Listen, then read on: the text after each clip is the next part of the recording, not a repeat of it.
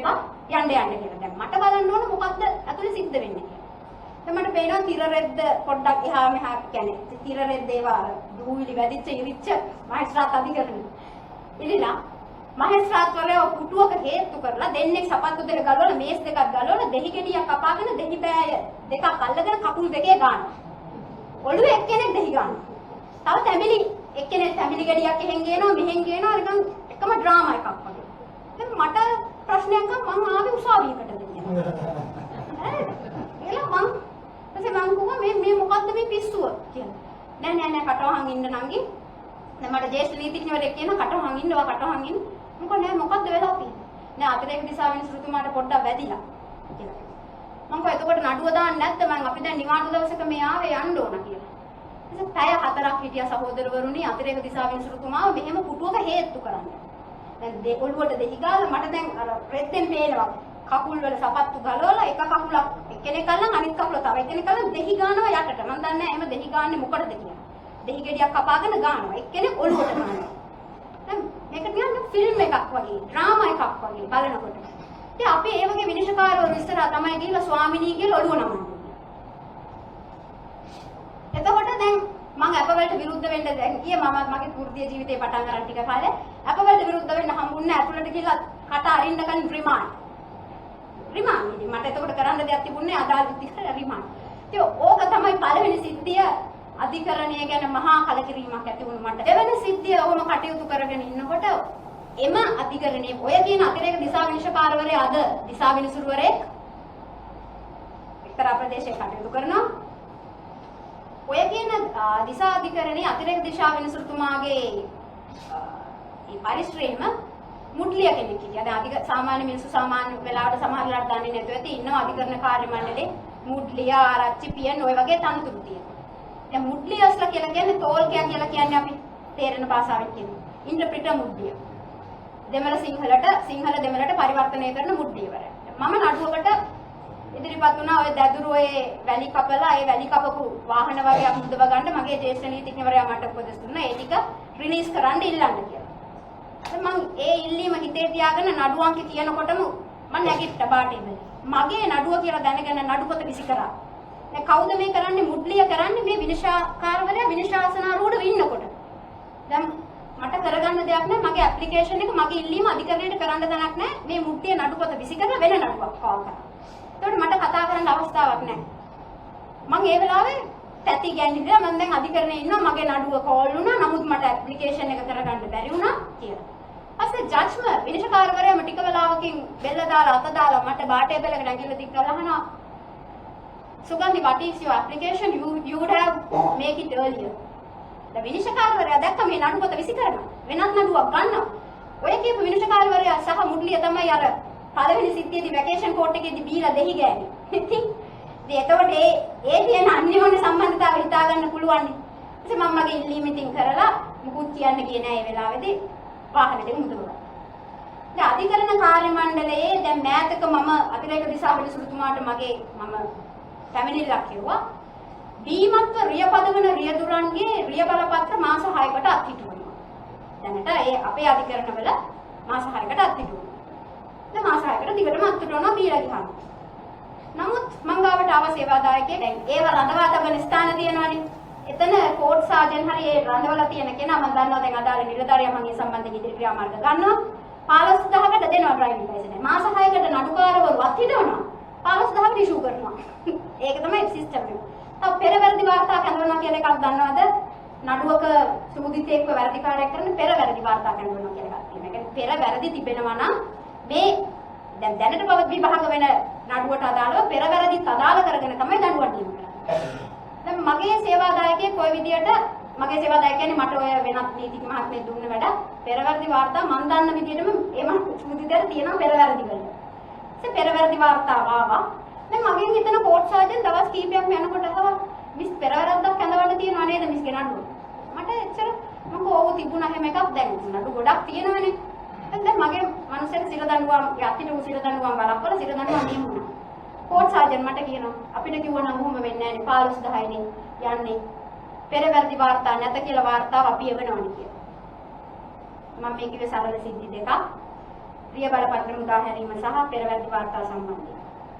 ඒත් එක්කම හලාවත මහේස්ත්‍රාත් අධිකරණයේදීම ආරච්චි කියන්නේ ඒ උසාවියේ නඩුකාරුන් වහන්සේට අපි තේරෙන භාෂාවෙන් කියනවනේ විනිශ්චයකාරතුමාගේ නිලමැදිරියට යන්න අවසර තියෙන ඒ අදාළ අධිකරණ නිලධාරියෙක්. වරෙන්තු කැඳවලා ප්‍රශ්නයක් වුණා. වරෙන්තුවක් නිකුත් කළා දෙනවා විනිශ්චයකාරයෙක්. දැන් වරෙන්තුවට පොලිසිය අරගෙන එනවා අදාළ තැනට. අරගෙන පොලිසිය කියනවා මේ තැනත්තගේ වරෙන්තු කැඳවලා නැහැ. වරෙන්තුවට අරන් ආවේ. විනිශ්චයකාරවරයාට නඩුපත බලද්දි පේනවා විනිශ්චයකාරවරයාගේ අත්සන නොවන වෙනත් අත්සනකින් වරෙන්තුව ආපසු කැඳවලා. දැන් කවුද කැඳවලා තියෙන්නේ? විනිශ්චයකාරවරයා අදාළ වරෙන්තුව නිකුත් කරපු විනිශ්චයකාරවරයාට විතරයි බලය තියෙන්නේ. ඒ වරෙන්තුව ආපසු කැඳවන්න. කැඳවලා ආරච්චි කැඳවලා තියෙනවා. ආරච්චි සල්ලි අරගෙන වරෙන්තුව ආපසු කැඳවලා. ඉතින් ඕක එක සිද්ධිය. තව තියෙනවා රස කතා ගොඩක් සහෝදරවරුන් කියන්න දැන් ශ්‍රේෂ්ඨාධිකරණ රීතියක් තිබුණා. දදුරුවේ වැඩි කපලා ඒ අදාළ නඩු තිබුණොත් 50000යි දඩේ උපරිම දඩේ ඒකට යටත් වෙනවා. ඉතින් ඒ දවස්වල ඔය පුත්තලන් දිස්ත්‍රික්කයේ ඔය පළාතේ වැලි ජාවාරම ඉහළටම ගිය කාලේ දැන් වැලි නඩු හරියට තියෙනවා.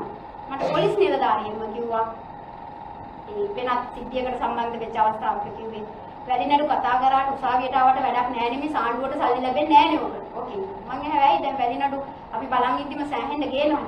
නෑ නේ උසාවියෙන් ගහන්නේ 50000යිනේ. මුඩලියට 30ක් දුන්නාම නඩු පොතේ ඉවරයි කරනවා. 20000ක් ලාභයිනේ. ඒක තමයි පහුගිය කාලේ මම ලංකාවෙන් පිට වෙන්න කලින් තිබිච්ච තත්ත්වය. මම ලංකාවෙන් පිට වෙන්න හේතුවත් වෘත්තීමය වශයෙන් අපිට කිසිදු සුරක්ෂිතභාවයක් දැනුනේ නැහැ. අම අධිකරණයේ කාර්යමණ්ඩල වැඩ කර ඉතින් දැන් පොලිසිය ඇවිල්ලා හවසට මේ හලාවත නීතිඥ මහත්මයාගේ කාර්යාලය ගාන ගිහලා හවසට මෙහෙම 12000 එකතු කරනවා.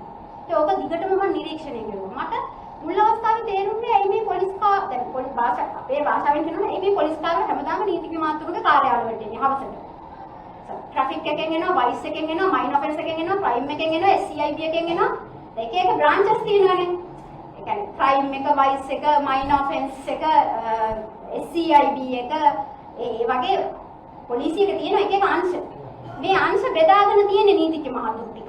ඒ කියන්නේ SCIB කියන නඩු යන්නේ A කියන නීතිඥයට. මයින් ඔෆෙන්ස් එකේ නඩු යන්නේ B කියන නීතිඥයට. ක්‍රයිම් එකේ නඩු යන්නේ C කියන නීතිඥයට. ඒ වගේ බෙදාගෙන තියෙන්නේ. දැන් සුගන්ධිකා ෆර්නෑන්ඩෝ ඒ කිසිම කටදැරීමක් නැහැ. ඇයි නැත්තේ? අපි පොලිසියට ජරාව දෙන්න නැතිවනේ කිව්වෝ. අපි පොලිසියට පගා ගන්න එන්කරේජ් කරන්න කියනවා. පොලිසිය අනීතික වැඩක් කරොත් මම විවෘත අධිකරණයේ ඒකට අභියෝග කරන්න ඉන්නවා. දැන් මගේ සේවා කාලය තුල මම ලොකු පළපුරුද්දක් තියෙන නීතිඥයෙක් නෙමෙයි. වසර 7යි මගේ සේවා කාලය. පොලිසියට විරුද්ධව දැන් අනීතික වැඩක් කරොත් මාදම්පේ හලාවත ඔය අවට තියෙන පොලිසි ඒ සියල්ලෙන්ගම නීතිඥ මහතුරුම කියන සුගන්ධිකා මිස්වන්නන්න. ඒක දැන් කියන්නේ ඇයි පොලිසියට විරුද්ධව කෙලින් කතා කරන්න අයියා ඒ නීතිඥ මහතුරුන්ට නෑ. ඇයි නැත්තේ? ඒ නීතිඥ මහතුරුන් සමග රාත්‍රී ආහාර ගන්නවනේ නීතිඥ මහතුරු. පොලිසිය මහතුරු සමග ලොකු DIGලා ලොකු SSPලා SPලා එක්ක අහවල් හෝටලේ අහවල් ලොබි එකේ තමයි බොන්නේ. දැන් සේවාදායකයම කියනවා මිස් අපේ නඩුව හරියන්නේ නැහැ. අනිත් පැත්තේ නීතිඥ මහත්මයා වොඩ්කා ෂොට් දෙකක් දුන්නා අහවල් මේ හෝටල් එකේ අහවල් ලොබි එකේ අහවල් SSPට. දැන් අපේ නඩුවක විමර්ශන කටයුතු කරන කෙනෙක්. ඒක හරියන්නේ නැහැ. මොකද මේ රටේ නීතියක් කියලා දෙයක් තියෙනවානේ. අපිට අවාසි මිස් කොච්චර ඇත්ත කතා කරන්න හැදුවත් අපිට අවාසි. ඉතින් මේ වගේ සටනක් මම මුලින් ඉඳන්ම මෙහෙවගෙන ගියා. තව උදාහරණයක් කියන්නම්. මට අපරාධ විද්‍යාව නීති විද්‍යාලයේ උගන්වපු පාලිත ප්‍රනාන්දු ගුරුතුමාට මම ඒ අපරාධ විද්‍යාව උගන්වපු විදිය ගැන මට අදටත් මතක තියෙනවා. ඒක මම කනගාටු වෙනවා. හලාවත අධිකරණයේ තිබුණා නඩුවක් තුවක්කුවක් ඥාපනත යටතට වැටෙන සනත් නිශාන්ත මන්ත්‍රීතුමා එතකොට පළාත් සභාවේ හිටියේ. නියෝමාල් පෙරේරා නියෝජ්‍ය විදේශ කටයුතු ඇමතිවරයාගේ පුතෙකුට පහර දීලා තුවක්කුවේ බඳෙන් පහර දීලා අහසට වෙඩි තියලා. ඔක තමයි කෙටියෙන් සිද්ධිය. අහසට උණ්ඩ දෙකක් තියලා තුවක්කු මේ අර පිටපැත්තේ බඳෙන් ඔළුවට පහර දීලා. එතකොට ඔය නවලෝක මේ ඔය දැන් ලංකා හොස්පිටල් කියන එක වෙන නමකින් මට හිතෙන්නේ තිබුණේ මට මතක නැහැ. ඇපලෝ කියන ඇපලෝ හොස්පිටල්. ඒකේ නේවාසිකව ප්‍රතිකාර අරන් ඒ ඔළුවට පහර දුන්න සිද්ධියෙන් ඒ නියමාල් පෙරේරාගේ පුතා දැඩි ලෙස ඔළුවට හානි වෙලා ඔපරේෂන් දෙක තුනකට භාජනය වුණා. ශල්‍යකර්ම ඒ වගේ බරපතල සිද්ධියක් තිබුණා. දැන් තුවක්කු ආඥා පනත යටතට ගැනෙන නඩුවලට අප දෙන්න බලයක් මහේස්ත්‍රාත්වරයෙකුට නැහැ. මහාධිකරණයේ ඉදිරියේ අප ඇදුම්පතක් ඉදිරිපත් කරනවා. නමුත් මොකද්ද සිද්ධ වෙන්නේ? මට අපරාධ විද්‍යාව උගන්වපු පාලිත ප්‍රනාන්දු මහත්මයා සොලිසිටර් ජෙනරල් වෙලා ඉදී ඩිපියුටි සොලිසිටර් ජෙනරල් වෙලා ඉදී නීතිපති දෙපාර්තමේන්තුවේ හලාවත අධිකරණයට ෆැක්ස් එකක් කියවනවා. මේ තුවක්කුව ගිනියවියක් විදියට භාවිතා කර නැත. තුවක්කුව පොල්ලක් විදියට භාවිතා කරලා තියෙන්නේ.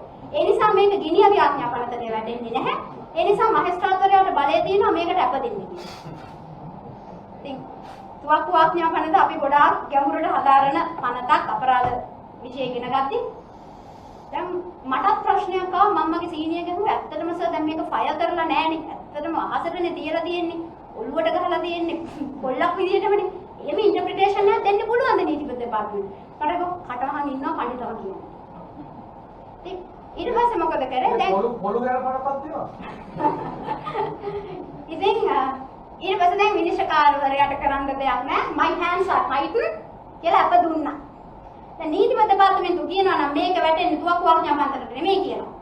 මේකට අපදීමේ බලයක් මහේස්ත්‍රාත්වරයාට තියෙනවා කියලා. මහේස්ත්‍රාත්වරයා අසරණයි. අප දුන්නා. මගේ නඩුවක් තිබුණා මගේ පුද්ගලික නඩුවක් ඒ තුවක්කුව වාහනයක පිටිපස්සේ දිගියට පිටිපස්සේ අර තියෙන්නේ වහලා අරින එක ඒක ඇතුලේ සංගවලා තිබිලා අහුවෙලා ඒක වෙඩි තියලත් නැහැ මුකුත් නැහැ නිකන් අහුවෙලා දැන් ඒක තුවක්කුව ආඥා පනතට දාලා මගේ මිනිස්සු ඒ මගේ සේවාදායකයෝ දවස් ගාණක් ඇතුලේ දැන් මං ගිහිල්ලා මම අප ඉල්ලුවේ නැහැ මේ සිද්ධියට මම අප ඉල්ලුවේ නැහැ නෑ ඒ වෙලාවේ දේශපාලනික වාතාවරණයක් තිබුණා හලාවත UNP ශ්‍රී ලංකා ඡන්දය. ඒකට මගේ ජ්‍යෙෂ්ඨ නීතිඥවරයාත් UNP එකෙන් ඡන්ද ඉල්ලලා තිබුණා. දැන් ඒ මහත්තයාගේ ජූනියර් ලෝයර් කෙනෙක් විදිහට මම ගිහිල්ලා ඔය වෙලාවේ ඇප්ලිකේෂන් එකක් කරලා ඡන්ද ටික නැති වෙනවා කියලා මට කොහොම පැත්ත පළාත යන්නේ නැහැ තමසි උසාවියේ. මට හරියම ලැජ්ජයි. මම බාරගත්ත නඩුව මට කරන්න විදියක් නැහැ. මට කොන්දක් නැති ගානට මාව වැටිලා මං කරේ වෙනත් නීතිඥ මහතුරු දෙන්නෙක්ව දැන් මේ නඩුවේ සිද්ධි කියලා මේකට අනේ ගිහින් අප ගන්න දැන් සනත් නිශාන්තට අප දුන්නා මේකට. ඇයි මගේ සේවාදායකින්ට අප නොදෙන්නේ? ඊළ අප ඉල්ලන්න කියලා ඇරි අංක 1ට. අංක 1 අධිකරණයේ තමයි ඔය නඩු කතා වෙන්නේ. දැන් මේ සහෝදර නීතිඥවරු දෙන්න ඉදිරිපත් වෙලා අහවල් නඩුවට මෙහෙම අප දුන්නානේ කියලා අප ඉල්ලනවා. විනිශ්චයකාරවරයා කියලා තිනවා. එම නඩුවට අප දෙන්න වීම පිළිබඳ අප දෙන්න වීම ගැන මෙම නඩුවට අප නොදෙන්න වීම ගැනත් මම කනගාටු වෙනවා කියලා. අප ප්‍රතික්ෂේප කරලා මගේ සේවාවයි. මම ඊළඟ දවසේ මම මගේ ජ්‍යෙෂ්ඨ නීතිඥවරයාට කිව්වා මේක බලාගෙන ඉන්න බෑ. මම ඇප්ලිකේෂන් කරනවා මේකේ අපේ ඉන්න. මම අපේ ඉල්ලුවේ නෑ. මම කරේ මොකක් අරු විනිශ්චයකාරතුමනි උතුමාණෙනි මෙම එකම අධිකරණයක සමාන චෝදනා සහිත නඩු දෙකකට දෙආකාරයකින් සලකන්න බෑ. නීතිපති දෙපාර්තමේන්තුව සනත් නිශාන්ත මැතිතුමා විත්තිකාරයෙක් වෙච්ච නඩුවට මෙවැනි අර්ථ නිරූපණයක් කරනවා නම් මම කැමතියි. මගේ සේවාදායකයන්ගේ නඩුව සම්බන්ධයෙන් නීතිපති දෙපාර්තමේන්තුව මොකද්ද එතුමන්ලගේ මතය කියලා දැනගන්න. ඒ නිසා මුල් නඩු ගනුව යවන්න නීතිපති දෙපාර්තමේන්තුවට. මම අපේ ඉල්ලුවේ නෑ. මුල් නඩු ගනුව යවන්න නීතිපති දෙපාර්තමේන්තුවට මම කැමතියි නීතිපති දෙපාර්තමේන්තුවේ මතය දැනගන්න. වහාම ෆැක්ස් එකක් ලිපියක් එනවා. This offense is also not coming under firearms ordinance. මගේ සේවාදායකයන්ට එකෙන් අප ලැබුණා. ඉතින් මම විදේශගතව ඉන්න කාලෙදී රංජන් රාමනායක ඇමතිතුමාගේ තිබුණ ගිණුමකට මම ওই තොරතුරු ටික කියලා මැසේජ් එකක් දැම්මා. පුළුවන් නම් පියවර ගන්න මේකට. අනුර කුමාර දිසානායක මහත්මයාට මැසේජ් එක කියන්නේ ලිපියක් ලිව්වා. මෙන්න මේකයි අධිකරණයේ තත්ත්වය අපි කලකිරලා රටින් බැහැරව ඉන්නේ. ඔබතුමාලා දැන් යුක්තිය සාධාරණය ගැන විවෘතව කතා කරනවානේ. මෙන්න ආයුධෝන යුද්ධයට යන්න මෙන්න නඩුවංක මෙව්වා ටික ගන්න හලාවත අධිකරණයෙන් අහන්න සනත් නිශාන්ත මැතිතුමාට කොහොමද මේ අප හම්බුනේ මේ තුවක්කුවක් යමනද. ඉතින් ඔය කිව්වේ ඉතා සුළු සුද්ධි ටිකක්. දැන් ඊට පස්සේ අර මං කිව්වේ මගේ නඩු පොතක් විසි කරලා හරි ආයක මුග්ලිය කෙනෙක් කියලා. මම ඒ සම්බන්ධයෙන් අධිකරණ සේවා කොමිසම සභාවට පැමිණිල්ලක් කරා. නෑ ප්‍රධාන දිසා විනිශ්චයකාරවරයාට පැමිණිල්ලක් කරා. අධිකරණ සේවා කොමිෂන් සභාව ශ්‍රී ලංකා නීතිඥ සංගමය මගේ නීතිඥ සංගමය සහ අතිරේක දිසා විනිශ්චයතුමාට පිටපත් සැදුවා. ඊට පස්සේ විමර්ශනයක් තිබ්බා. it was a proper inquiry. රෙජිස්ට්‍රාර්වරයා ගෙන්නලා ලඝු ලේඛිකාව ගෙන්නලා මගේ ප්‍රකාශ අරගෙන මුද්ලියගේ ප්‍රකාශ අරගෙන තිබ්බා විමර්ශනය. ඒ විමර්ශනයේ වෙලාවේදී මුද්ලිය කියනවා මෙහෙම අත මෙහෙම කරලා විනිශ්චයකාරතුමා ඉදිරියේ කිව්වා. ඒ වෙලාවේ අපේ නීතිඥ සංගමයේ හිටපු සභාපති නීතිඥ මහත්මයා ජ්‍යෙෂ්ඨ නීතිඥ මහත්මයා නම කියලා. ඒ අහවල් මහත්යත් මගේ පැත්තේ. මේ අලුතෙන් ආව මිස්ටර් තමයි නීතිඥ මහත්තුරු ජ්‍යෙෂ්ඨ නීතිඥ මහත්තුරු දොස් කියන්නේ. මම කව ස්වාමිනී ජේෂ්ඨ නීතිඥ මහතුරු මං ගැන දරන මතය පිළිබඳ මම එච්චර වද වෙන්නේ නැහැ. එතුමන්ලා මට කලින් දියුණුම් දීපු අය, එතුමන්ලා මට කලින් කාලය පසු කරගෙන අත්දැකීම් ලැබුපු අය. ඒකට හේතුව මට කලින් ඒගොල්ලෝ ඉපදිච්ච හින්දා. ඊට වැඩිය හේතුවක් මම දකින්නේ නැහැ. දැන් විනිශ්චයකාරතුමා මං දිහා බලාගෙන ඉන්න මම ස්වාධීන නීතිඥවරයෙක් විදියට මට අධිකරණයේ කටයුතු කරගෙන යන්න බාධාවක් තියෙනවා. මගේ නඩුවත් විසි කරනවා. මට නඩුවට පෙනී ඉන්න දෙන්නේ නැහැ. මට නඩුවල මට දුරකථනයෙන් තර්ජනය කරනවා. මට දුරකථනයෙන් තර්ජනය කරලා තමුසේ ආයෙ උසාවියෙන්ද නෙමෙයි එන්න එපා. එහෙම එන්න හිතන්න එපා. ඉතින් අපේ අම්මා බයයි පුදුම විදියට දැන් ඔහොම කියනවා කිව්වම මම ඒගොල්ලන්ට කිව්වෙත් නැහැ. රෑ 11ට විතර තමයි මේ දුරකථනයම තුන් එන්නේ. මම අහවල් ඇමතිගේ අහවල් මැරයා කතා කරන්නේ. මට කතා කරන්නේ. මම අහවල් ඇමතිගේ මම ඕන නම කියන්න මම බය වෙන්නේ ශාන්ත අබේසේකර කියලා. දැන් ওই පාර්ලිමේන්තුවේ කොතලා දිස්ත්‍රික්කේ ඉන්නවා. මම ශාන්ත එයාට කියන්නේ බස් ශාන්ත කියලා. මම බස් ශාන්තගේ මැරේ කතා කරන්නේ අහවලා. මේ ඔය තමුසේ අද ඊ ඇවිල්ලා නිකන් නටන්න හදන්න එපා පොලිසියට ඇඟිලි දික් කරගෙන මුඩ්ලියස්ලට ඇඟිලි දික් කරගෙන තමුසේට තේරෙන්නේ තමුසේ බොහොම පොඩි අපි මැරේ මේ මැරේක ඇවිල්ලා හින කවුද රැට වට කතා කරන්නේ කියලා. කියන්නේ ඔය බය වෙනවා. ඒ නිසා දෙයයි කිව්වේ. හෙට උසාවියේම තමුසේලට පුළුවන් දෙයක් කරනවා. යකුන්ට බය නම් සොහොනේ ගෙවල් හදන්නේ නැහැ. සුගන්ධිකා ෆර්නෑන්ඩෝ හෙටත් එනවා උසාවියේ පුළුවන් දෙයක් කරන්න. ඉතින් ඇත්තටම මේගොල්ලන්ට කරගන්න පුළුවන් දෙයක් තිබුණේ නැහැ. අන්තිමට මගේ මූණ බලන්නේ නැහැ. දැන් පාරේ කොයි හරි දැක්කොත් මෙහෙම මූණ අහක බලාගෙන යන්නේ. මට කරපු හානියක් ඒගොල්ලන්ට වචනකින්වත් මට හානියක් කරන්න බැරි වුණා. පොලිසිය උනත් මාතම්පේ පොලිසිය, හලාවත පොලිසිය ඇතුළු ඔය ජායල ඔය තියෙන ඉන්ක්වයරිස් වලට මම යනවා මගේ සේවාව දාන්න. දැන් පොලිසියකට ගිහාම නීතිඥවරයෙකුට කතා කරන හැටිවත් දන්නේ නැහැ පොලිසියට. ඒ වගේ තත්ත්වයන් තියෙන්නේ. මෙන්ඩිස් කියලා පොලිස් නිලධාරි මහත්මයෙක් හිටියා. මම වයිස් එකේ මම වංචා දූෂණ අංශයේ ඉන්නකොට මම ඉන්ක්වයරි එකට ගියාම රුපියල් 80000කට සම්බන්ධ සිද්ධියක් මට කියනවා. මේ මෙතන 80000 මෙතන මේසුට තියලා කතා කරනවා. දැන් ඉන්ක්වයරි එකට ආවම මට කියන්නේ. ඔබ තම කාටද කතා කරන්නේ? තම කාටද කතා කරන්නේ? මට කවුරු වුණත් ඒ නිලධාරි මහත්මයා ඉතා දූෂිත කරක්ටර් ඉතින් මුළු ප්‍රදේශෙම දන්නවා එතුමා කවුද කියන්නේ. මං ඇත්තටම දිනුම් දුන්න ගමන් මං දන්නේ නැහැ මෙලෝදියක් එතුමා කවුද කියන්නේ. මම ගියා ඉන්ක්වයරි එකට. 80 මෙතන තියලා කතා කරනවා. මට තේරුණා එතන සාධාරණ විමර්ශනයක් වෙන්නේ නැහැ. මොකද මෙතන මම විමර්ශනයට සහභාගී වෙන්නේ නැහැ. මේක සාධාරණ විමර්ශනයක් වෙන්නේ නැහැ කියලා මම ෆයිල් එක ගත්තා මම නැගිට්ටා මම. එක සිද්ධියක්. දෙක. දැන් ඔය හලාවත ඉන්නවා එච්.කොයි මහත්තයා. දැනටත් ඉන්නවා මම ලංකාවට ආවට පස්සේ එතුමාම තමයි ඉන්නේ. එතුමා ඉස්සරහ තිබුණා ඔය චෙක් වංශාවකට අදාළ විමර්ශනයක් මම ගියාම දැන් අපේ මගේ සේවාදායකයා පැමිණිලා දාලා තිබුණ සුළු පැමිණියක්. ඒ චෙක් වංශාවක් කියන්නේ චෙක් වගේක් අඳවගෙන ඉන්නවා දෙන්නේ නැහැ. සල්ලි අරගෙන චෙක් ටික දෙන්න නැතුව චෙක් ටික පෙන්න බය කරනවා. මම නඩු දානවා නේද. මගේ සේවාදායකයාට මම උපදෙස් දුන්නා කියලා පැමිණිලා කරන්නේ. සුළු පැමිණියක් තමයි මගේ පැමිණිල්ල තියෙන්නේ. දැන් ඉන්ක්වයරිස් වලට එන්නේ කොහොම විමර්ශනයේට මම සහ සේවාදායකයා ගියා සුළු පැමිණිල්ලට. ගියාම දැන් අදාළ අනිත් පාර්ශවයේ කියන මේක එච්.කොයි මහත්තයා ගාවටම දාන්න. එච්.කොයි මහත්තයා ගාවටම දාන්න. දැන් එහෙම අවශ්‍ය වෙන්නේ නැහැ. එච්.කොයි ගාවද OIC ගාවද නෙමෙයි. හැම පොලිස් නිලධාරියෙකුටම ඒ වෙලාවෙ ඉන්න විමර්ශනයක් කිරීමේ බලය තියෙනවා. විමර්ශනයක් කරලා පැමිණිල්ලක් දෙනවා, කටුත්තර සටහන් කරනවා, ඉදිරි ක්‍රියාමාර්ග මොනවද සමතයක් තියෙනවද, සමත මණ්ඩලයට දානවද, ඒ වගේ තීරණයකට එළවෙන්න පුළුවන්. නමුත් අර තනත්තා කියනවා එච්.කොයි මහත්තයා ගාවට දාන්න, එච්.කොයි මහත්තයා ගාවට. මම කොහොමහරි කමන්නේ එච්.කොයි මහත්තයා ගාවට දාන්න. ඊට පස්සේ එච්.කොයි මහත්තයා ගාවට දැම්මට පස්සේ නෑ එතන යන්න ඉන්නකොට කියනවා මිස් SCI එකෙන් කෝල් කරලා SCI එකට එන්න කියනවා කියලා මගේ ක්ලයන්ට් කෙනෙක්. නේ ක්ලයන්ට් කෙනෙක් තමුන් පැමිණිල්ල දැම්මේ සුළු පැමිණිලි අංශද SCI එකද. SCI එක කියන්නේ ස්පෙෂල් ක්‍රයිම් ඉන්වෙස්ටිගේෂන් බියුරෝ. නෑ මෙතන මිස් දැන් මෙතන පැමිණිල්ල දෙන්න නම් SCI එකට එන්න කියන්නේ. මම පොඩ්ඩක් ඉන්න. දැන් එතකොට අර එච්.කොයි ගේ කාමරේට අඬ ගහලා ගත්තා ඉන්ක්වයරි. අඬ ගහලා ගත්ත විමර්ශනයක් නෑ. ගෙවනවා සල්ලි ටික ගෙවනවා ගෙවල ඉවර කරනවා. මහත්තයා ආවේ විමර්ශනය. ඔබතුමා පැමිණිල්ලක් තියෙනවා මගේ සේවාදායකයාගේ වගඋත්තරකාරයාගේ කට උත්තරයක් ගන්න. ඊට පස්සේ ඉදිරි ක්‍රියාමාර්ග ගන්න. ඒක මට අවාසිත වාසිත කියන එක නඩුවේ කරුණු මත සිද්ධිමේ කරුණු මත තීරණය වෙන්නේ. එහෙම කතා කරන්නයි තියන්නේ සල්ලි ගෙවනවා කියන්නේ. එහෙම නම් ඒක විමර්ශනයක් නෙමෙයිනේ. මොකද දැන් පැමිණිල්ල දාලා තියෙන්නේ. සුළු පැමිණිලියන්සේ කවුද කතා කරන්නේ මගේ සේවාදායකයාට CID එකට එන්න කියලා. ඊට පස්සේ පොලිසිය මහත්තයාට තේරුණා වැඩේ පොඩක් අමාරුයි කියලා. මම ප්‍රායෝගික පොලිස් නිලධාරියෙක් මම තමයි මේ කතා කරුවේ මේ හලාවත පොලිසිය දුරකථනයෙන් SCI එකට එන්න. මම කොයි SCI එකට එන්න කියන්නේ. පැමිණිලා තියෙන සුළු පැමිණිල්ලක්. ඊපස්සේ ඒ බේකරි නිෂ්පාදන වලට අදාළ ව්‍යාපාරයක් කරන තැනැත්තෙක් තමයි ඒ වගඋතුරකාර පක්ෂය. මම කොයි පාම්බලිස් වල රහනම් මහත්තයට උත්තර දැනিলা තියෙන විත්‍ය තේරෙනවා. මෙතන අදාළ විමර්ශනයක් වෙන්නේ කියලා මම මගේ සේවාදායකත් එක්ක නැගිටලා ගියා. ඒක තමයි තත්ත්වය. ওই තත්ත්වයේ දැන් මම කරන සටන මම දැන් ඒක ප්‍රසිද්ධ සුගන්ධිකා පණ්ඩ ගිහිල්ලා බලිලා ගන්නවා. ඔබ තමයි කියන්නේ. මම දැන් රංජන රාමනායක ඇමතුමාට ඔය දෝෂාරෝපණයම තියෙනවා. ඒ අපි යුක්තිය සාධාරණයේ මේ සමාජයෙන් බලාපොරොත්තු වෙන නිසා.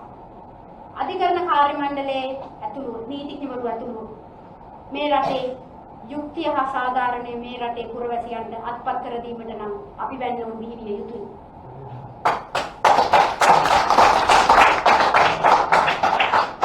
උදාහරණයක් කියන්නම්. තව විනිශ්චයකාරවරයෙක් හිටියා. දැන් මම නඩුවකට පෙනී හිටපුවාම මගේ විත්තිකාරය ඔක්කොම චූදිත රිමාන්ඩ් මට දෙන්න.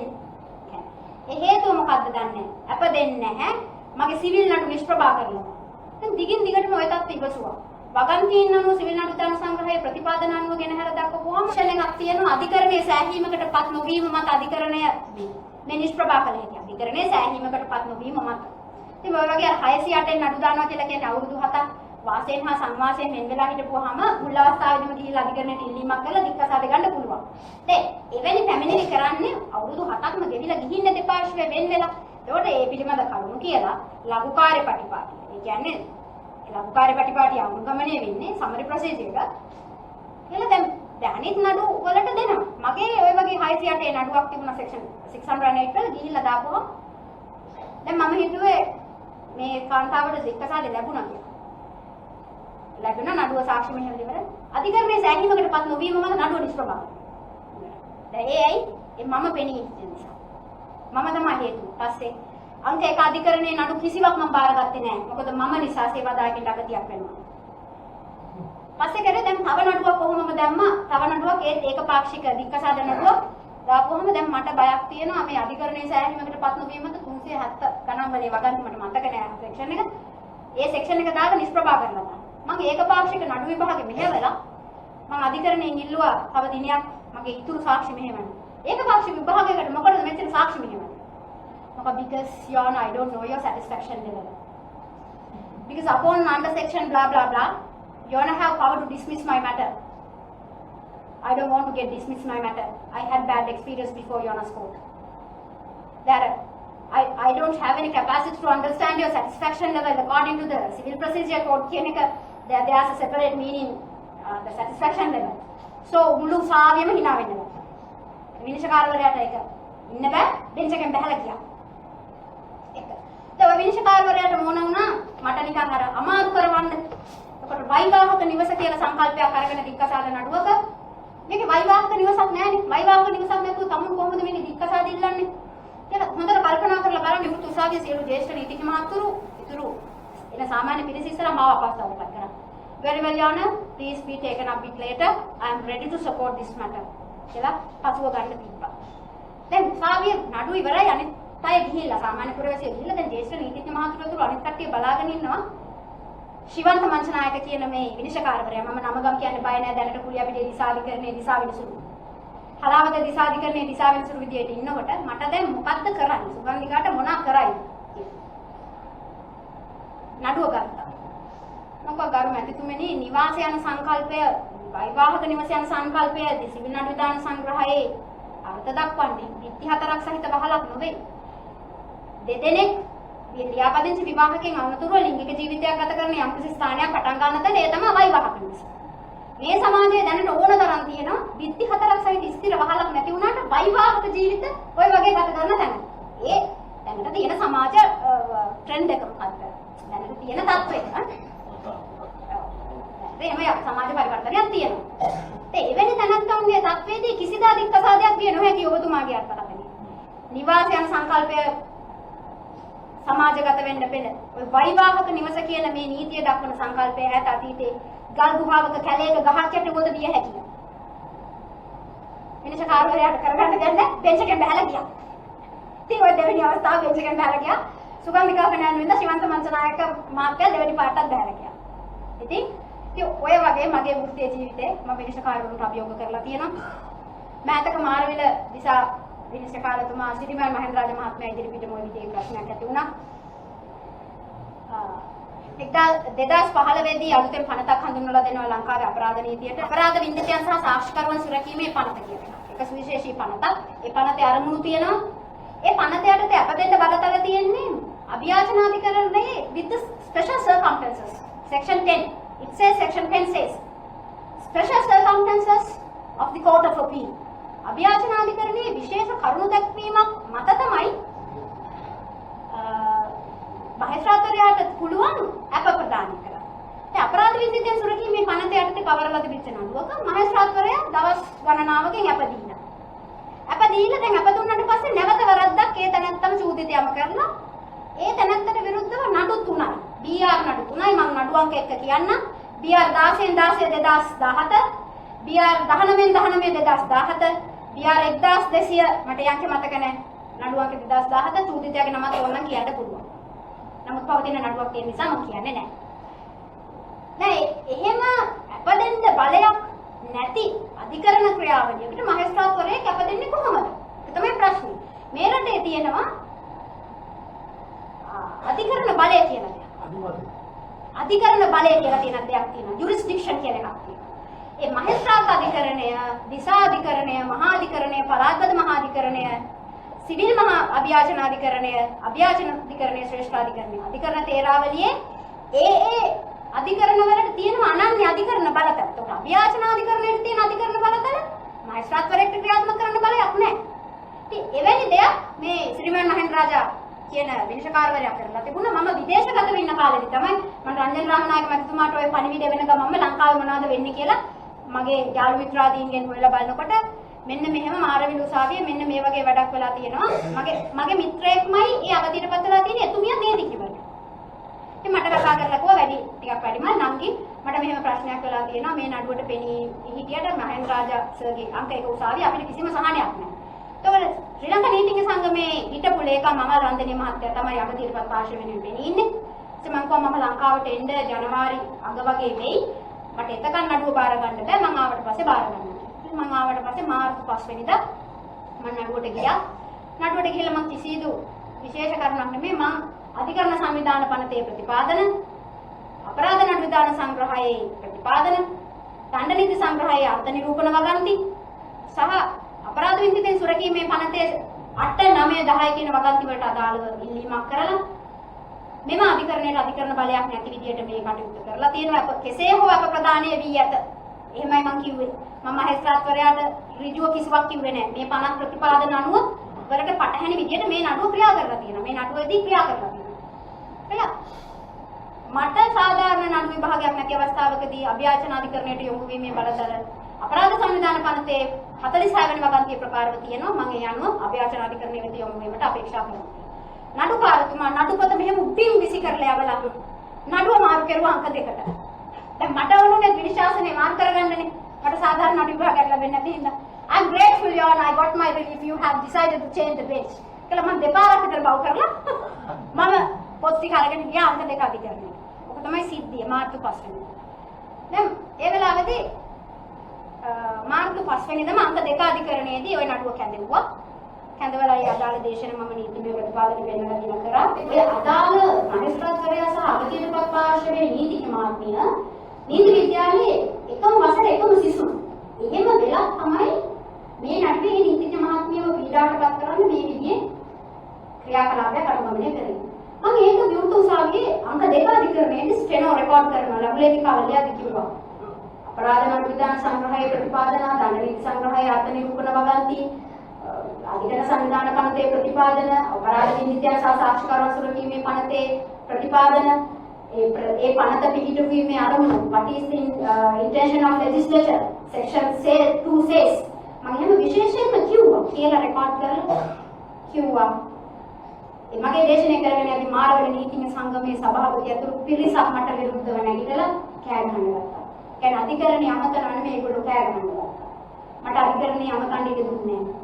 මම නඩුකාරතුමාට කිව්වා Your Honor, please let them make the submission. I may permit to reply that. ඕන දෙයක් යාළුවෙක් කියන්න ඉඩ දීලා ඉඳලා මගේ කරුණ දැක්වීම මම කරලා එදා නම් ඉවරයි මම ආවා. ඒ මාර්තු 9 වෙනිදා. නෑ ඒ මාර්තු 5 වෙනිදා ඒ අර උදෑසන අංක 1 අඬ ගහලා අංක 2ේදී හවස අංක 2 අධිරේක දිසා විසුතුමා ඉදිරි අඬ ගහපු නඩුව. ඉතින් මාර්තු 9 වෙනිදා මම යනවා නඩුවකට ඒ පබ්ලික් නියුසන්ස් මැටර් එකක් අර සෙක්ෂන් 98 අනුවට වගන් දී ගන්න නඩු කියන්නේ මහජන පීඩා යටතේ පවරන නඩුවක දේශනය සැලකිලිමක් කරනවා. ඒ සැලකිලිම කරන්න ලැබෙන්නේ දැන් අර අංක 1 අධිකරණයේ විනිශ්චයකාරතුමා ඉදිරිපිට. මගේ අධිකරණයට ගියාම විනිශ්චයකාරතුමා මුල්ලිය වෙනුමින් නෝ මේ නඩුව මම අහන්නට මේ නීතිඥ මහත්මිය විරුද්ධත්වයක් තියෙනවද කියලා අහන්නේ. මම no your honor I believe your honor can grant a justifiable order regarding this matter. This is a separate case. ඉතින් මම මගේ දේශනය කරපුවාම නඩුකාරතුමා වහන්සේම you did a good submission, you have well prepared. I really appreciate. කියලා මාව අගය කරලා කතා කරා. Thank you very much your honor. මම ඇවිල්ලා ඉතින් මගේ නඩුවේ ඉලක්ක දී එළියා ගන්න වාඩි වුණාම නීතිඥ සංගමයේ සභාපති මහත්තයාගේ නෝනා ඒ නීතිඥවරියක් එකන මම බාටේබල් එකේ කියන්නේ අපි නීතිඥ මේසේ වාඩි වෙලා දිනේ ඩයරිය දිනේ ඉන්නකොට මේක අපේ උසාවිය. මේක අපේ උසාවිය. ඉතින් මම හිතුවේ මට කතා කරන්නේ නැහැ වෙන කාට හරි කතා කරන්න හැටි කියලා මට එච්චරම ගණන් ගත්තේ නැහැ. ඒ මම මගේ පාඩුවේ වැඩ කරනවා. මගේ දිනේ අකිනේ. මට මෙහෙම වැලමිටින් යනලා ෆයිල් එක කියන තැන තමුසට කියන්නේ මේක අපේ උසාවිය. තමුස මිනිහෙන්ට නටන්න හදන්න එපා. තමුසට නටන්න ගන්න අපි ඉඩ දෙන්නේ අපේ උසාවිය. ඉතින් මට උත්තර දෙන්නේ කොහොමද හිතා ගන්න බෑ. මේක අපේ උසාවිය මට hina ගියා. මම කිව්වා ඉතින් අනේ ඔන්න තියාගන්න ඕන කියලා. ඊට පස්සේ මේ කාර්යාලය නීතිඥවරිය දේශ කාර්යාලය නීතිඥවරිය රවට්ටන්නෙම නෑ. තමුසට කියන්නේ තමුසට අපේ උසාවියට නටන්න අපි ඉඩ දෙන්නේ නෑ. මම එවෙලම නැගිට්ටා. එතකොට මම හිතියේ දැන් මිනිස් ශාසනයේ සෑහෙන දුරින් මම පිටිපස්සට හිටියේ බාටේබල් එකේ. මම නැගිටිලා හයියෙම දැන් මිනිස්සු ඔක්කොම බලාගෙන ඉන්න. Sorry for interrupting your court proceedings, Your Honor. This lady law is stating that this courthouse belongs to her. I don't know whether Supreme Court has given a superior authority to belong to one of the courthouses in Sri Lanka, one of the lady laws in Maravilla. Then judge balaගෙන ඉන්න. I can't intervene. There's issue. I can't intervene. And the judge gave Nishapaga's Prakash. But no, Your Honor. I didn't intend you to intervene in this matter. I just want to inform you on the spot what is happening here. Anyhow, I will take necessary and appropriate action against this lady lawyer. Thank you very much. ඒක තමයි මා දෙවෙනිද වෙච්ච සිද්ධිය. ඊට පස්සේ මම ශ්‍රේෂ්ඨ අධිකාරිය අපේක්ෂකතුමා මතලා මම පැමිණිලා කරා. මේ දෙයට පැමිණිල්ල. මගේ නවගම සහිතව පැමිණිල්ල කරා. මගේ ප්‍රාථමික කටයුතු කරගෙන යන්න දෙන්නේ නැහැ. මාරුවිල නීතිඥ සංගමයේ ක්‍රියාකාරීත්වය මෙන්න මේ විදිහට තමුසට මෙහෙවිලා නටන්න රඟන්න දෙන්නේ නැහැ කියලා කියනවා. ශ්‍රේෂ්ඨ අධිකරණයේ දියුණුව අපිට කොයි උසාවියක් එකයි. පහළ උසාවිය සිට කියන්නේ මහේස්ත්‍රාත් උසාවිය සිට ශ්‍රේෂ්ඨ අධිකරණයේ දක්වා කරුණු මෙහෙර දක්වා සේවාදායක යනුවෙන් පිළිගන්න අපිට අයිතිවාසිකම් තියෙනවා. නමුත් මාරුල නීතිඥ සංගමයේ මගේ අයිතියට බාධා කරමින් කටයුතු කරගෙන ගැන මම ශ්‍රේෂ්ඨ අධිකරණයට පැමිණිලා කරා. මේ පැමිණිල්ල පිටපත් කරියා 20 දෙනෙකුට. කියන්නේ දැන මේගොල්ලෝ දැනගන්න ඕන මේ ඉන්දියාවේ පිටපත් දෙකේ තියෙන කාටද ඇලිය 20 දෙනෙකුට. ශ්‍රේෂ්ඨ අධිකරණයේ අග්‍රනිෂ්ඨාකාරවරයා තුරු සියලුම සෙසු විනිශ්චයකාරවරුන්ට හලාවත මාරවිල දිසාධිකරණවල විනිශ්චයකාරවරුන්ට හලාවත පුත්තලව මහාධිකරණ විනිශ්චයකාරවරුන්ට ලේකම් අමර රන්දනීය මහත්මයා ශ්‍රී ලංකා නීතිඥ සංගමය අපේ සංගමයේ හලාවත ලේකම්තුමාට මාරවිල ලේකම්තුමියට ඇයිනවා. දැන් මේ ලියුම මම හදලා යවන්නේ මම ටිකක් කල්පනා කරලා දිගින් දිගටම හිතුවා දැන් සහෝදර නීතිඥවරුන් මේගොල්ලෝ මට වඩා වැඩිම මම මේ දේ කරන්න ඕන නෑ කරන්න ඕන. මොකද සමහර මින් ඉදිරියට හරි කිසිදු නීතිඥවරයෙකුට බාධාවක් ඇති වෙන්න බෑ. ඕනෑම උසාවියක අපිට පෙනී සිටීමට අයිතිවාසිකම් තියෙනවා. අපි පෙනී ඉන්නේ සේවාදායකයන්ගේ අයිතිවාසිකම් නෙමෙයි. අපේ පුද්ගලික නඩු නෙමෙයි මේ කිසිම එකක්. අපි ගාස්තු ගන්න නඩු තියෙනවා. ගාස්තු ගන්නේ නැති නඩු තියෙනවා. ඒ රංජන රාමනායක මැතිතුමාට අනුකුමාර විසාරක මැතිතුමාට මට ලංකාවේ අධිකරණ පද්ධතිය ගැන තිබුණු කලකිරීම කොච්චරද කියනවනම් මම ලිව්වා. මෙන්න මෙහෙම සිද්ධි තියෙනවා ඔබතුමාලාට ඕන වෙයි මේ නඩු අංක මෙන්න ගන්න. රංජන රාමනායක මැතිතුමා විතරක් එක ගෞරවයෙන් කියන්න ඕන මට රිප්ලයි කරනවා. මිස් සුගන්ධිකා ඒක තන තොරතුරු අපිට දෙන්න අපි හොයා බලන්න. අනුකුමාර විසානායක මහත්තයා මගේ මැසේජ් එකවත් කියවලා තිබුණා. මම දන්නේ නැහැ දැන් කියලා තියෙනවා. ඒ අපිට බොරුවට හඬ නගන මිනිස්සු නෙමෙයි ඇත්තට හඬ නගන මිනිස්සු මේ රටට අවශ්‍යයි. දැන් අනිත් සිද්ධිය මම එහෙ ඉදිම Facebook එකේ පබ්ලික් පෝස්ට් එකක් දැම්මා. දැන් මට ආරංචි වුණා රංජන රාමනායක මහත්තයාට මැදතුමාට අධිකරණයට අපහාස කිරීම සම්බන්ධ චෝදනාවක් දෙනවා. වොයිස් කට්ස් මම දැන් බැලුවා. මෙලම් නීතිඥයෝ හොරු විනිශ්චයකාරවරු හොරු හැමෝම නෙමෙයි කියලා කියනවා. මට තුන ග්‍රේට් කවුරු හරි කිව්වා මේ කතාව කියලා. ඉතින් මම පබ්ලික් පෝස්ට් එකක් දැම්ම රංජන් රාමනායක මැතිතුමාගේ නඩුවට පෙනී ඉන්න මට ඉඩ ලැබෙනවා නම් මම දන්නවා නඩුව දින නැහැ. ශ්‍රේෂ්ඨ අධිකරණයේ ඉදිරියේ. ඊට ඔකට ගොඩාක් කමෙන්ට්ස් ඇවිල්ලා තිබුණා ඔබතුමියට පුළුවන් මම මේ මොකද්ද මේ කරලා තියෙන ප්‍රකාශය. මම කොහොමද නිර්භයව කියන්නේ. දෙන්න මට නඩුව මම නඩුව දින නැහැ මම පෙන්නන්නම්. මොකද්ද මතේ මම පුද්ගලිකව ලිව්වා. මම පුද්ගලික විමර්ශනයක් කරලා තියෙනවා. 1948 මේ රටේ නිදහස හම්බලා වෙච්ච දවසේ ඉඳලා මේ අවුරුද්දට අවුරුදු 70යි. ඒ වෙනතේ මේ රටේ ව්‍යවස්ථාදායක විධායකයන් නියෝජනය කරපු නීතිඥවරු කොච්චර ඉන්නවද? ජෝන්ද සිල්වාගේ ඉඳලා නාමල් රාජපක්ෂ දක්වා ජෝන්ද සිල්වා නීතිඥ මහත්මයෙක්. නමුත් එතුමා පාර්ලිමේන්තුව නියෝජනය කරාද කියන මම හරියට දන්නේ නැහැ. එතුමා කලාකරුවෙක්. ඉතින් මගේ මතකයේ තියෙන ඉතා පරණ නීතිඥයෙක් විදිහට ජෝන්ද සිල්වා මහත්තයාගේ නමත් මගේ මතකේ තියෙනවා. ඉතින් එහෙනම් පළවෙනි නීතිඥයන්ගේ ඉඳලා නාමල් රාජපක්ෂ දක්වා නීතිඥ මහත්තුරු නීතිඥ නෝනලා ව්‍යවස්ථාදායක විධායක නියෝජනය කරනවා. මේ මිනිස්සු මගේ හැම කිව්වට අමනාප වෙන්න එපා. අපි හැමෝම මිනිස්සු. මේ නීතිඥවරු මේ රටේ පනත් කෙටුම්පත් පළවන වර දෙවන වර තුන්වන වර කියවන්නේ. අත උත්සාහය අත්සන් කරන්නේ. රට ගැන හිතුවද? මේ රටට වෙලා තියෙන විනාශය ගැන දැන් කතා කරනකොට වෙලා කාල වේලාව මදි කතා කරන්න රට ගැන හිතුවා. ඔය අවංක ප්‍රශ්නේ තියෙනවා. ඉතින් එහෙම බලනකොට රංජන් රාමනායක මැතිතුමාගේ ප්‍රකාශය 200ක් ඇත්ත. ඒක මම මගේ නීතික සංගමයේදී කිව්වහම මම රංජන් රාමනායක මැතිතුමාට සපෝට් කරනවා මේ ප්‍රකාශයට. මම නම් BSL එකට විරුද්ධව යනවම මේ URS වලට පිස්සු මම එහෙමම කිව්වා. කියද්දිකෝ ඇයි ඔයාගේ සංගමයේ අවාගේ නීතිඥවරුන්ට විරුද්ධව කතා කරන්නේ? මම කෝ අපේ උන් වැරදි නම් අපි ඒ වැරද්ද මුලින් හදා ගන්නවා. ඒක අපි පිළිගන්න ඕන. ඒත් රංජන් රාමනායක මැතිතුමා මේ වෙලාවේ මේ කරන ප්‍රකාශය ඇත්ත. මම එතුමා වෙනුවෙන් මට අවස්ථාව ලැබුණොත් මම ඉතා පුංචි නීතිඥයෙක් ශ්‍රේෂ්ඨ අධිකරණයේ පෙනීද මම පෙනීනවා. ඉතින් මට දැන් ඒකදී දැන් ජුවාර්ද සිල්වා මහත්තයා ළඟදී හලාවත අධිකරණයට ඇවිල්ලා මාත් එක්ක ලොකු වාද විවාදයක් ඇති කරා. මම කිව්වා තමුසෙට පිස්සු තමුසෙ මේ මොනවද කරන්නේ එහෙම මේ බොරුවට කෑ ගහන්නේ රංජන්ගේ නඩුවට පෙනී ඉන්නවයි අරකයි මේකයි කියලා. ඊට පස්සේ මම කිව්වා බුදුහාමුදුරුවෝ කියලා තියෙන මට පිස්සු කියලා. සබ්බේ පුතජන උම්මත්තකාගේ එක එක විවිධ පිස්සු තියෙනවා. මම කියවලා තියෙනවා පිස්සු 26ක්ද කොහෙද තියෙනවද පිස්සු. හරි? ඉතින් ඒ නාගානන්දලත් පිස්සු තමුසෙලත් පිස්සු. මම නාගානන්ද මහත්තයාට සහ මට තියෙන පිස්සුවේ මිහිර විඳින මිනිස්සු. අධිකරණ ක්‍රියාවලිය ගැන කතා කරද්දී කාර්යක්ෂමතාවය ගැන කතා කරද්දී ඉතා දුක්ඛදායී තත්ත්වයක තියෙන්නේ. අධිකරණ කාර්ය මණ්ඩල වලට යෝගට් දෙන්න ඕන, රටකජු දෙන්න ඕන, තේ අරන් දෙන්න ඕන වැඩක් කරගන්න. කොළඹ ඇතුළු. කොළඹ එක දැන් සිවිල් නඩුවල ගහලා තියෙනවා අර මහතා නඩුපොත ගන්න නම් අර මහතා. මේ සිවිල් අරපොත ගන්න නම් මේ මහතා. ඒ මහතට නඩුපංගි කිව්වට ගෙනත් දෙන්නේ නැහැ. යටින් සල්ලි දෙන්න ඕන. හැම උසාවියකම කියන කේන්දනීය තත්ත්වයක්. මම දෙන්නේ නැහැ 7 5. මම කොයි උසාවියට ගියත් දෙන්නේ නැහැ 7 5. මං ඉඳගෙන ඉන්නවා පැය 4ක් හරි. මගේ නඩුපොත ගේනවා. පොඩ්ඩක් සද්ද දාපුවම ඇයි නඩුපොත ගේන්නේ නැත්තේ කියලා නඩුපොත එනවා.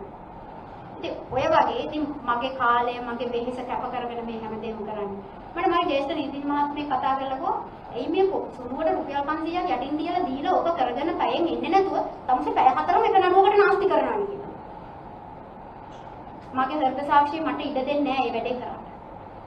මම හැමතැනම කියන කතාවක් තියෙනවා. සාක්ෂි ආඥා පනතට වැඩි හෘද සාක්ෂිය බලවත් වෙනවා. හෘද සාක්ෂිය බලවත් වෙන තරමට මේ රට මේ යුක්තිය සාධාරණයේ ගොඩගත හැකි. ශ්‍රේෂ්ඨ අධිකරණයේ ඉදිරියේ බරපතල ගණයේ දූෂණ වංචා නාගානන්ද මහත්මයාගේ මූලිකත්වයෙන් අපි ප්‍රශ්න කරලා තියෙනවා. අපි ඒ නඩුවට පෙනී ඉන්නවා ඉදිරියටත් පෙනී ඉන්නවා. නීතිඥවරුන්ගේ වෘත්තීය ආචාර ධර්ම ගැන කතා කරද්දී ඉතා කේදනීයයි. මම ඉතා පොදු තැනකින් පටන් ගන්න ජෙනරල් අපි හැමෝම මිනිස්සු පුතග්ජන මිනිස්සු.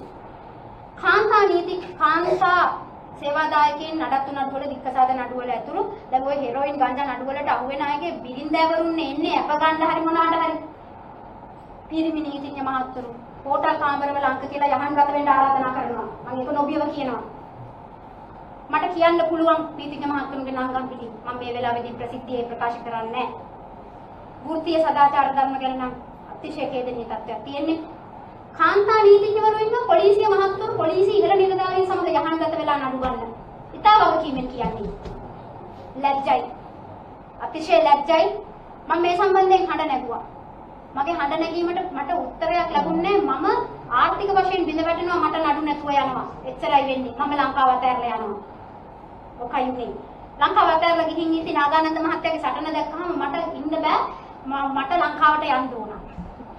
ලංකාවට යන්න ඕන මම වැඩ කර කර හිටපු බ්‍රිතාන්‍ය සමාගමක් මම රෙසිග්නේෂන් දෙනවා සඩන් රෙසිග්නේෂන් දුන්නා කියලා මට අන්තිම මාසේ සැලරි එකවත් හම්බුන්නේ නැහැ. මම ආව කඩාගෙන ලංකාවට. ලංකාවට ආවේ ජනවාරි 13 වෙනිදාව ජනවාරි 15 වෙනිදාම පී.බී. ජයසුන්දර මහත්තයාට විරුද්ධව තිබිච්ච නඩුවේ හවස දෙකට ශ්‍රේෂ්ඨාධිකරණයේ ඉදිරියේ නාගානන්ද මහත්තයත් එක්ක පෙනී හිටියා. උදේ කඩුවෙල උසාවියේ පෙනී හිටියා. ඉතින් ඔතනින් තමයි ලංකාවට ආවට පස්සේ පටන් ගත්තේ. ඉතින් වෘත්තීය හැසිරීම ගැන කියනවා නම් මුදල් ඉපිය යුතුයි. වෘත්ති කියන්නේ මුදල් ඉපිය යුතුයි. මුදල් නෙමෙයි හැමදේම. අපේ සේවාව ගෞරවාන්විත විදිහට සේවාදායකයන්ට ලබා දීමෙන් අනතුරුව මුදල් ඉපැයීමට අයිතියක් තියෙනවා. මම මගේ සේවාදායකයන්ට බිලක් දෙනවා. මම ගන්න රුපියල් 10,000ද 5000ද නඩුවට නඩු දිනය, නඩු අංකය, නඩුවේ පියවර. මොකටද? 5000යි, 10,000යි. එතකොට නඩුව අවසානයේදී ඒ සේවාදායකයාට දැනුමක් තියෙනවා මේ නඩුවට මම මෙච්චර වියදම් කරනවා කියලා. මට තියෙනවා අවබෝධයක් මේ නඩුව නිසා මම මෙච්චර ඉපෙයිවෝ කියලා. මේ නඩුව නිසා මම මෙච්චර වෙහෙසුණා කියලා කියන්නේ. ඇයි නීතිඥ මහත්වරුන්ට බැරි බිලක් දෙන්න? කරෝල කඩවල, තෙලෝලු කඩවල පොඩි හරි තුන්ඩු කෑල්ලක දෙනවා බිලක්. ඇයි නීතිඥ මහත්වරුන්ට බැරි තමුන් ගන්න ගාස්තුව ගැන බිලක් දෙන්න? ආදායම් බදු ගෙවිය යුතු නම් ආදායම් බදු ගෙවිය යුතුයි. මේ රට හදන්නේ කොහොමද අපි ආදායම් බදු ගෙවන්නේ නැතුව? වෘත්තික වශයෙන් වෛද්‍යවරු, නීතිඥවරු, ඉංජිනේරුවරු, ඒ කියන්නේ ප්‍රධාන ගණයේ සැලකෙන තවත් වෘත්තීන් ඕන තරම් තියෙනවා. දැන් කතා කරන්නේ ડોක්ටර්ස් ඇන්ඩ් ලෝයර්ස් විතරනේ මේ රටේ. ඉතින් අපි මූලික වෙලා අපි බදු ගෙවලා මේ රට ගොඩ ගන්න අපේ යුතුයකම මුලින් ඉටු කරන්නේ නැතුව අනිත් අයට ඇඟිල්ල දික් කරන්න කලින් අපි අපිට ඇඟිල්ල දික් කරගන්න ඕනේ. මම බිලක් දෙනවා ඕනම තැනක මගේ සීල් එක ගහලා මගේ අසනෙකට. මම ලක්ෂ දෙකක දාය කරන්නේ ලක්ෂයෙන් ඒ ගානට මම බිලක් දෙනවා. ඕ අහලා බලන්න මගේ සේවාදායකයෝ ඕන කෙනෙක්. මගේ සේවාදායකයෝ අර පිටිපස්සේ වෙන්නපු ප්‍රදේශෙට ඇවිල්ලා ඉන්නවා. සල්ලි නැත්තම් දුප්පත් මිනිස්සු නම් මම නොමිලේ නඩුව කියලා. මට සල්ලි එපා. හැබැයි මම නිකන් ඔය දෙකට දෙමෙත් ගණන් වලට මම නඩු කියන්නේ නැහැ. ඔබතුමාලට සල්ලි නැත්තම් හරි මම නොමිලේ නඩුවට එන්න. ඒක හරි. නඩුවට නඩු ගාස්තු සම්බන්ධයෙන් බිලක් නිකුත් කරනවා මම. දැන් මේ රටේ හැමතැනම බිලක් නිකුත් කිරීමේ ක්‍රමවේදයක් තියෙනවනේ. ඇයි නීතිඥවරුන්ට බැරි? හොරහිත. නැත්තම් මොකක්ද ඒකට කියන්න පුළුවන් වචනේ? හොරහිත නෙමෙයිද? තමුන් උපේන එක පිළිබඳ තමුන්ට මින්මක් නැතුව කොහොමද අනිත් මිනුම් දර්ශක ගැන කතා කරන්නේ? ඒ නිසා වෘත්තිකයන්ගේ වෘත්තීය විෂමාචාරය ගැන අතිශය ඛේදනීය තත්ත්වයක්. තව ඒක ඉතින් මේ ඊළඟට මම කියන්න යන කාරණාව නීතිඥ වෘත්තිය විතරක් නෙමෙයි වෙනත් වෘත්තීන් ඇතුළුව ලංකාවේ සහ ලෝකයේ ඕන තැනක තියන්න පුළුවන් දෙයක්. දැන් කනිෂ්ඨ නීතිඥවරු විදිහට කාන්තා නීතිඥවරු වාපුවහම ජ්‍යෙෂ්ඨ පිරිමි නීතිඥ මහත්වරුන්ගෙන් තියෙන ලිංගික හිංසන මට නම් ගම් එක කියන්න පුළුවන්. අමල් රන්දනිය මහත්තයා ලේකම් වෙලා ඉද්දි මේකට දැඩිව හඬ නැගුවා. එතුමාට ඒ මහත්තයාට මම ස්තුතිවන්ත වෙන්න ඕන. මගේ නීතිඥ සංගමයේම සභාපති පුටුව ඔබපු නීතිඥ මහත්මයෙක් කනිෂ්ඨ නීතිඥ මහත්මයෙක් සමග කිසියම් ප්‍රේම සම්බන්ධතාවයක් තිබුණා. ඒවා අතිශය සරල සාමාන්‍ය දේවල් මේ රටේ මේ වෘත්තිකයෝ අතර නෙමෙයි හැමතැනම තියෙන දේවල්. ඒක ගැන 아무තු මේ විශ්ලේෂණයක් මේ ප්‍රකාශයක් මගේ නැහැ. ඒක සිද්ධියක් තිබුණා. ඉතින් තිබුණාම ඉතින් ඒ නීතිඥ මහත්මයා කනිෂ්ඨ නීතිඥවරයා විවාහයක් කරගන්න ඕනේ. විවාහ යෝජනාවක් ඇවිල්ලා තිබුණා. ඉතින් ඒ විවාහ යෝජනාව දැන් ස්ථිර වෙලා බඳින්න තමයි. නමුත් අර නීතිඥ මහත්මයා මොකද කරේ? මේ ජ්‍යෙෂ්ඨ නීතිඥ මහත්මයා ඒ කාන්තා නීතිඥවරිය සමග ගත්ත පින්තූර වගේක් අර මංගල යෝජනාව ගැන මනාල මහත්මයාගේ ගෙදරට ඇවිල්ලා මගුල කැඩුවා. ඔය කාන්තා නීතිඥවරිය ඉකි ගග හැඬුව මංගාව. මට වඩා වැඩිම නංගි මට මෙහෙම දෙයක් මේ මිනිහා කරා. මොනවද කරන්න පුළුවන්? ඊට අමල් රන්දනිය මහත්මයා මේ සම්බන්ධයෙන් දැනුවත් වෙන්නපෝ ප්‍රදේශයේ අපිට සෙමිනා එකක් තිබුණා. ඔය නීති සමුළු තියෙනවා. ඒ වෙලාවකදී කිව්වා හලාවත නීතිඥ සංගමේ මෙන්න මෙහෙම ජ්‍යෙෂ්ඨ නීතිඥ මහත්මරු මේ කනිෂ්ඨ නීතිඥවරුන්ට මේ නීතිඥවරියන්ට ලිංගික බලපෑම් ඇති කරන එක ඛේදනීයයි. ඒ තත්ත්වය ගැන ශ්‍රී ලංකා නීතිඥ සංගමයේ මැදිහත් විය යුතුයි කියලා. මේ එක සිද්ධියක් මේ රටේ ආධුනික කාලය ගත කරන ඇප්‍රෙන්ටිස්ෂිප් එක ගත කරන කාලෙදී අපි කාගාව හරි ඉතින් වැඩ කරන්න ඕනනේ මාස 6ක් තියෙනවා. ඉතින් අපි ෆයිල් උස්සගෙන හෙට යනවා, ෆයිල් උස්සගෙන මෙහෙට යනවා, නඩු පොත්වල නඩු දිනේ ලියනවා. එතනින් එහාට කිසි දෙයක් ඉගෙන ගන්න බැහැ. මම දන්නේ නැහැ මේ ඉගෙන ගන්න ලැබුණාද කියලා. මට නම් ලැබුණේ නැහැ. මම එක දෙයක් කියන්න ඕන. දෙයක් ඉගෙන ගන්න ලැබුණාද නැද්ද කියන්නේ මාලින් රාජපක්ෂ කියලා නීතිඥ මහත්මයා ගාව තමයි මම මුලින්ම යන්නේ මගේ ආධුනික කාලේ කරන්නේ. මම එතුමාට අදටත් ගමු කරනවා. මට ට්‍රැවලින් එලෙවන්ස් එකක් කියලා ගානක් එතුමා දුන්න මම කිව්වා සර් මම සර්ට මුකුත් කරන්නේ නෑ නෑ ඉතින් ඔයා එන්න ඕනනේ මගේ ඔෆිස් එකට මේ වැඩ ටික කරන්න මම එතුමව විතරයි දැක්කේ ආධුනික නීතිඥවරයෙකුට රුපියලක් හරි දුන්නේ not a barely cent 750ක්වත් ගෙවන්නේ නැහැ 7ක්වත් ගෙවන්නේ නැහැ ආධුනික කාලේ නෙමෙයි ආධුනික කාලේ ඉවර කරලා දැක්කා ජූනියර් ලෝයර් කෙනෙක් විදිහට අපි යනවනේ කොහේ හරි වැඩ කරන්න එතකොටත් ඒ ගෙවීම් ගැන නම් කතා කරන්න එපා ඇඳගෙන යන සාරියටයි ගෙනියන බත් මුලටයිවත් නෑ ඉතින් ගෙදරින් තමයි ඉල්ලගෙන යන්න ඕනේ ඉතින් මං තාත්තගෙන් ඉල්ලගෙන තමයි යන්නේ ඉතින් ගිහිල්ලා එන්නකොට මට තේරුණා මෙහෙම හිටියොත් මම නඩු පොත්වල දින ලියනවා උසාවි වලින් උසාවි වලට මාරු වෙනවා මේ කවුරුත් කියන හැටියට කරනවා මට තියෙන සුවන් මතය අධිකරණ ඉදිරියේ ප්‍රකාශ කරන්න නඩුවක හරස් ප්‍රශ්න අහන්න නඩුවක් මෙහෙවන්න මට ලැබෙන්නේ නැහැ මම තීරණයක් ගන්නවා මම නීතිඥවරයෙක් ගාව හිටිය අවුරුද්දයි ජ්‍යෙෂ්ඨ නීතිඥයෙක් මම චේම්බර් එකෙන් අයින් වෙනවා මම ඊට සුහදශීලීව කියලා කිව්වා sir I think this is appropriate short time I should leave here yes as you wish මගේ නීතිඥවරයා මගේ ජ්‍යෙෂ්ඨ නීතිඥයාගේ එහෙම කොහොමද මට ගරු කරනවා මම එහෙම කියලා මම අයින් වුණා අයින් වෙලා මට පටන් ගන්න විදියක් තිබුණේ නැහැ මම පොඩි කාර්යාලයක් වාගෙන මේසෙකුයි පුටුවකුයි දාලා පටන් ගත්තා තිබුණේ මේසේ පුටුව විතරයි එතන කාර්යාලේ